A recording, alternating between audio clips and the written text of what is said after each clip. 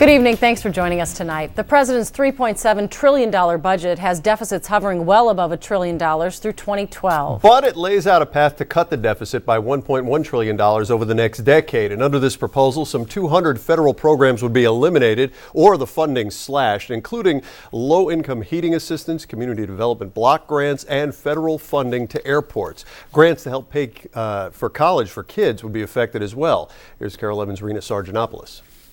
I haven't watched TV in a long time. Yakasawa is like a lot of college students. He works and worries about how to pay for tuition. I know it helps a lot to have those grants. The Hamlin freshman received a Pell Grant and plans to apply again next year. I definitely don't think that I would be in the position to graduate if I hadn't received the Pell Grant.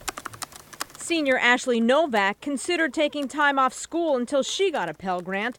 In fact, 39% of Hamlin undergrads rely on that money. The Pell Grants are extraordinarily important for students at Hamlin University. Hamlin University President Dr. Linda Hansen has concerns over how President Obama's budget proposal will affect the grant. According to the White House website, the maximum grant will stay the same, $5,550, but it will be eliminated during the summer, forcing some students to stay in school longer. Definitely, students will have to work harder to make it work. And I'm very concerned about the disproportionate burden that will fall on low-income students. The president's budget would also eliminate the graduate student in-school loan subsidy. That means no more deferring interest until you enter the workforce. So the clock starts running and the interest starts compounding right from the day they take the loan out. The White House says the plan will actually provide more students with the opportunity for financial aid.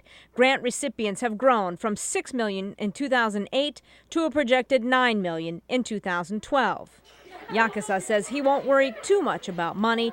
After all, he's got bigger issues to tackle. I'm studying political science. I aspire to be the next president of Liberia in the next few years when I return back. Rena Sargentopoulos, KARE 11 News. President Obama also proposed increases of $300 million for the school anti-poverty program known as Title I and about $200 million for special education.